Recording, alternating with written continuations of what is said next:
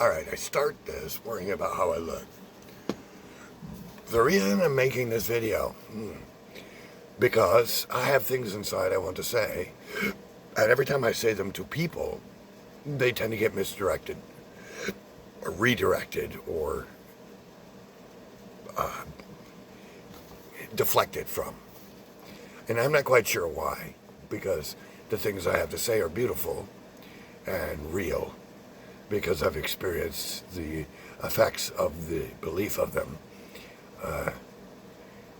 So you're gonna look at this and you're gonna say, "Oh, this may be somebody worth listening to, or he's some kind of whack job." Well, if you think of me as a whack job, and what I say is it doesn't make sense. It doesn't fit into my belief system, so therefore he must be like weird and odd and not true. I'm the same human being that you are. You're just going to turn this video off because you're afraid. Because it won't make sense to you. So, we are going to talk about what it is to be a human being. No highfalutin philosophical ideas, no esoteric knowledge, no particular belief system, because I never catered to a belief system, because they never fit right. None of them. Religions, philosophies, metaphysics, none of them ever really fit right. So we're going to talk in everyday terms about what it is to be a human being. First of all, what is a human being? What you are fundamentally, what you are at the base. Now, imagine this now. I'm going to try to describe it the way my brain, my mind, and my sense of self sees it. I'm going to try to translate it the best I can. The word God, the word truth, that is the foundation, that is the bedrock of everything. It means that there's nothing beneath it. It is what it is. It is the fundamental foundation of everything that exists. In terms, what does it mean to a human being? That means that's where we put our metaphorical feet. Our feet are on love and truth. Swedenborg. You can look him up. It's not really worth it. The only benefit Swedenborg had was he started to bridge concepts of metaphysics with religion.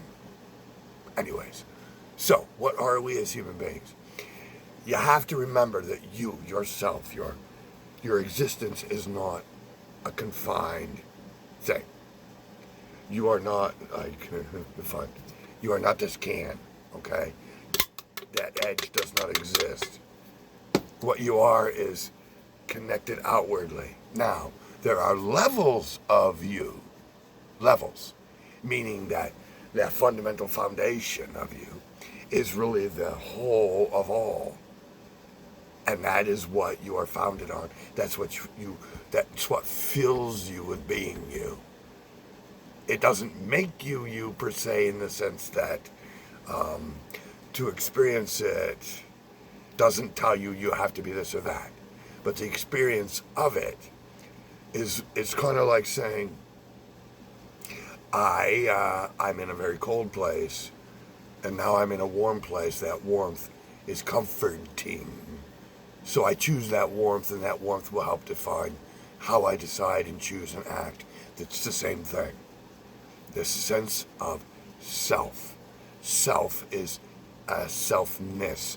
And I'm a little by people who have spouted this in the past, because there's truth in a lot of the metaphysicals that have talked about this. They just never went into detail or into it to help further define it. When they say self with a capital S, they mean the fundamental stuff that makes every human being a self. It doesn't mean that it's the same self as far as Fred and Joe and Jim and John. It's just The generic stuff that comes into a person and says, this is life, this is living, breathe it in, experience it, and let it define how you see and act. That's what self is. That is the foundation. That is the concept they call God. It is not an overlord. It is the foundation of our living. We can choose to experience it and let it define us. Or we can choose to be afraid and come up with our own ideas about what the situation is. Everything you've heard about Christian religion, everything you've heard about life is going to have aspects that are wrong. This world is based on a lot of the wrong. What is the truth? Because this isn't a matter of right or wrong. Wrong as in inaccurate. Wrong as in not correct. The truth of who we are. Our concept of love is defined at that moment at self, the feeling, the fundamental experience being filled with the stuff of life of what they call source and what some religions call God. It is that defining line when that stuff meets our life. That is me being lost. So I'm going to have to edit this. Maybe not. Past has shown it not to be so. So, here we are. Human beings filled with this stuff. So why then do we not just experience the beauty of that self-material, that essence? Because it's not defined in the sense of saying self is not a truck, self is not a tree. Self expresses through the tree and the truck and the human being. And when that self meets the edges of being a human being, now it is refracted. It is divided out into the qualities of being human and then helps to define our choices. But so why? Why are we not all just simply happy because of it? Well, this is the beauty of this world, is that we can deceive ourselves and others. We can, because we're going to play off of different layers of reality. Now, that fundamental layer of reality cannot be deceived, because it is fundamentally, coherently what it is. It cannot be divided, cannot be divided, cannot be divided. It can't. It expresses and is what it is.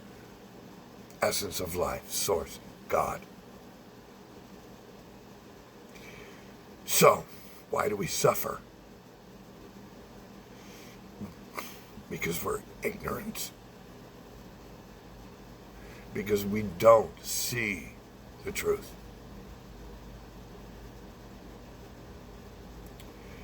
We experience something as children, and other people tell us what it means, and we may believe it. We may actually have an inside impulse coming from the source material when it meets the edge of us that says, no, react this way. But because we're too afraid by social norms being accepted, the wonder of adolescence, we may say, no, I'm going to believe it this way because this feels safer, because this doesn't seem right, even though underneath it feels better. So we deceive ourselves. Welcome to the Garden of Eden. The whole idea of falling from grace in the Garden of Eden is when human beings took their experience and tried their best to understand it, but created lies around it. There was a time in life when we thought the earth was flat. We thought we would fall off the edge. We know that's not true now. But there are a lot of fundamental beliefs in this world that are flat earth, round earth, that we have yet to come see as truth. So, what is the actual truth of you? You are made of the stuff that creates love in this world. You are the stuff that can bond with another human being. So why doesn't it happen every day? Because it's a mutual agreement. And if there's a block in this person, but you're reaching out, there's no connection. If there's a block in you and you're reaching out, there's no connection. You don't feel it. But when the same source comes up and meets each other without blocks, then you have connection. I hope that metaphor helped. So you are the stuff of love. The stuff of love. Because to love is really to not allow yourself to be blocked. It is to be passively observant of life and allow the stuff of love to flow through you. It's a dynamic. It happens. But to love someone is not an act. You don't love someone in action. You're compelled to do things through the feeling of love. But you don't have to do anything for love to exist. Okay? So what are you? You are that stuff that creates love in this world. The connection. You are consciousness. Now what is consciousness? Exactly what it is. Being consciously aware. Which is not an action either. It is a passive observation. I was observant of the sunrise. I was conscious of it. And in that non-action of consciousness, all sorts of things arise from it. So far, you are the stuff of love that you don't have to do anything about. And you are a consciousness, which you don't have to do anything about. Keep your mind clear, your eyes open, your mind open, and then you are conscious of a lot more than you are when you're, I have to focus on doing this. No, that narrows your conscious focus. All the rest of it gets ignored. Okay, so you are the stuff of love. You are the stuff that creates love in this world. You are consciousness, which is not an effort. It's actually sitting back and being aware. And you are freedom. Ooh, but I'm not free. You are free in every waking moment. Your circumstances in the world may not be experientially free, but you yourself are the exemplification of freedom. You are the quintessential example of absolute freedom. Why are you the example of absolute freedom? Because there is no other authority over you. I know religions are going to go, what about God? What about Jesus? What about Allah? All those ideas that we must conform to. No, those ideas were created by human beings who twisted up the concepts that were originally laid down in all the major religions, because they're all founded on truth. It's just human beings got to them first.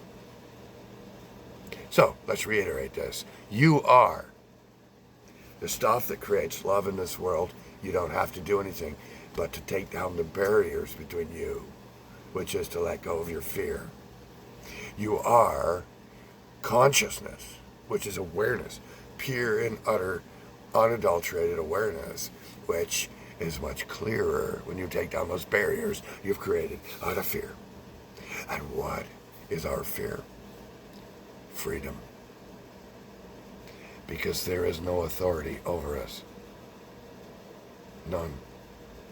When you die and you look up and wait for God to be looking down on you, you're not going to see it unless you're still in that lower plane where your imagination creates it. But when you get to the truth, there will be no authority over you. There will only be truth and love and the stuff of love under your feet. And you will stand on that feeling and you will know it to be true because the truth and love flow through you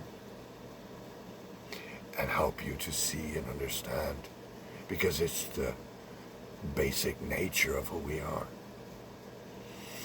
Now the human body gets us confused because you have the essence of life, the foundations of self, consciousness, freedom.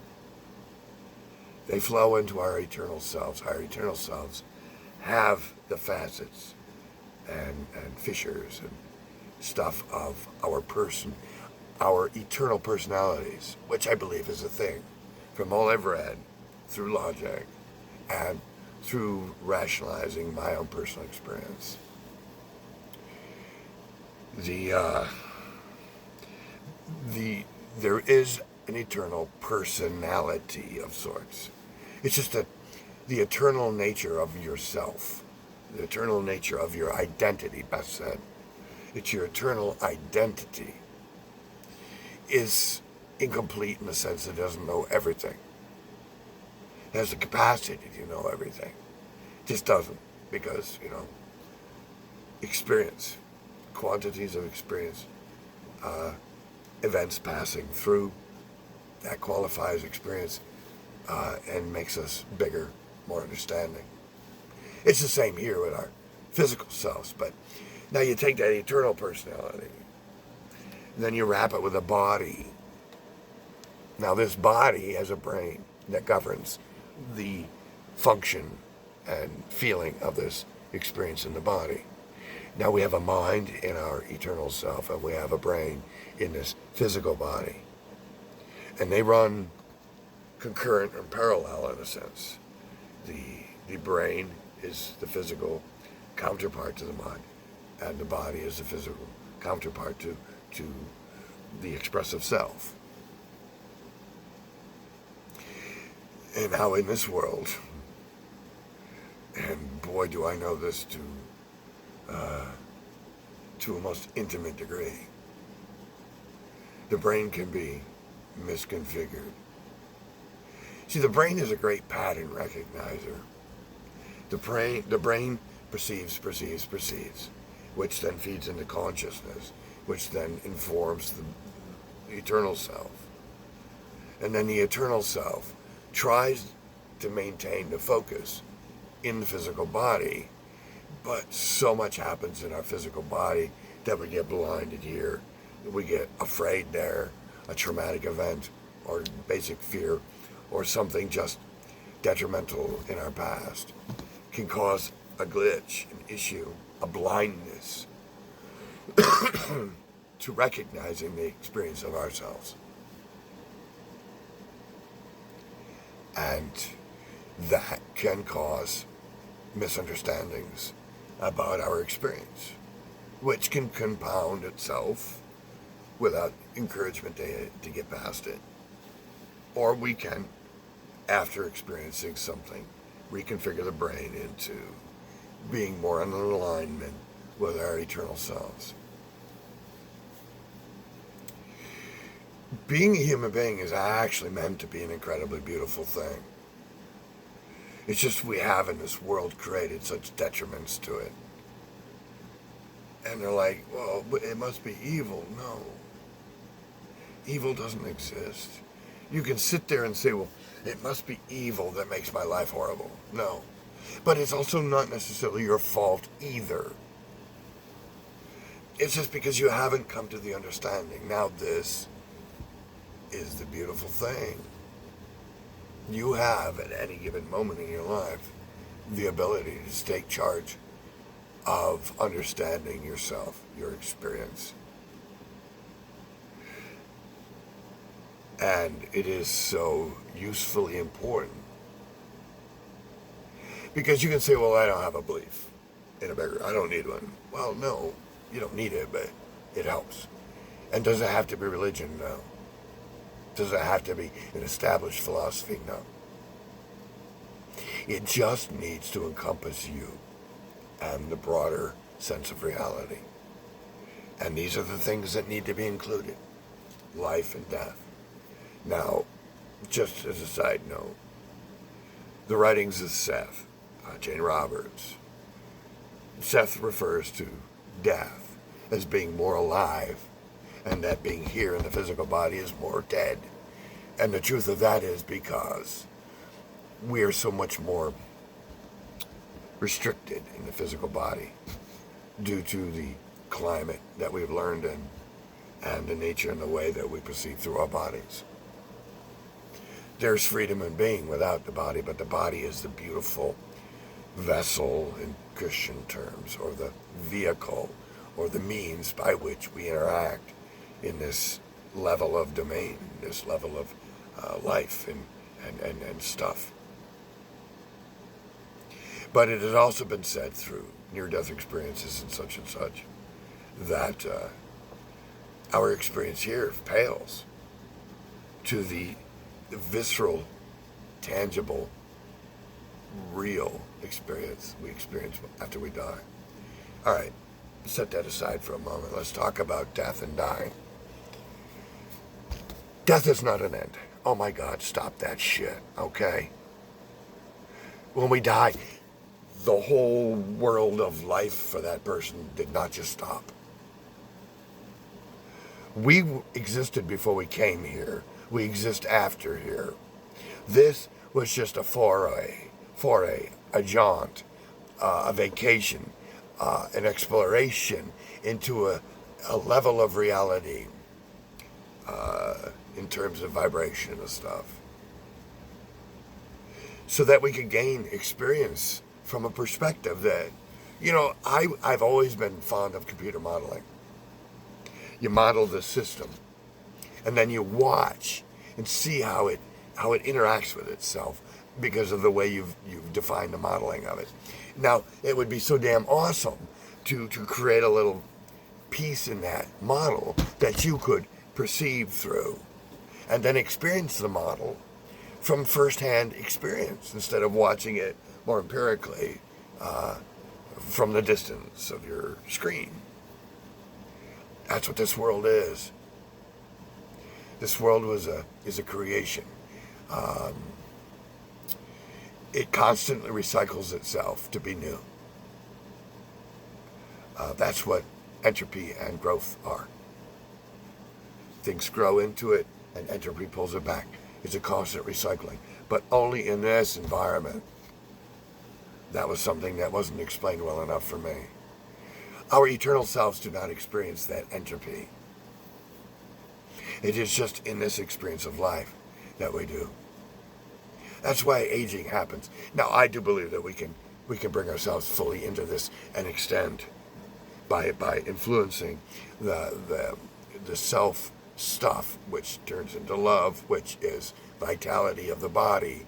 It's if you can picture it, it's just like a flow of energy through you, which affects every cell in your body, and then just allows your body to do its best, which means longevity. These bodies were designed to live longer than they do. It's just that through all the cancerous thinking that we do, we don't live as long.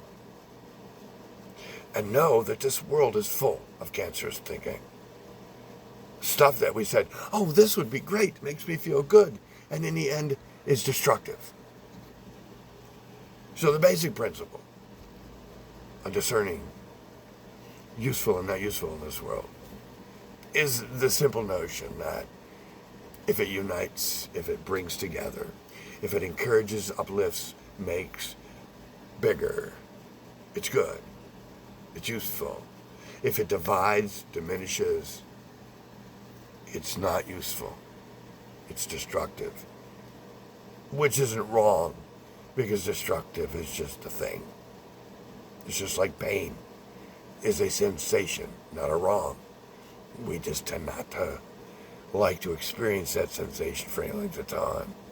It does put a strain on our physical mechanism. All right. I wanted to get some of this out to see for myself when I speak it, because I know what I'm talking about. And I'm going to say this right now. Nothing anyone has ever said about what life is has been exactly right. But there are avenues of thought that are more right than others, more accurate, more correct, more useful. And the test of their use is how they affect you as a person in your life.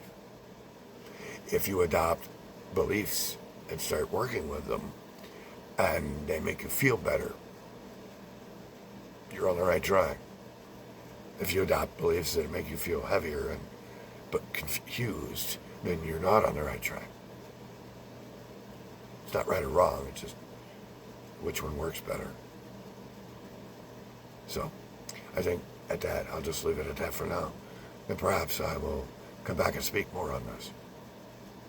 All right, good night.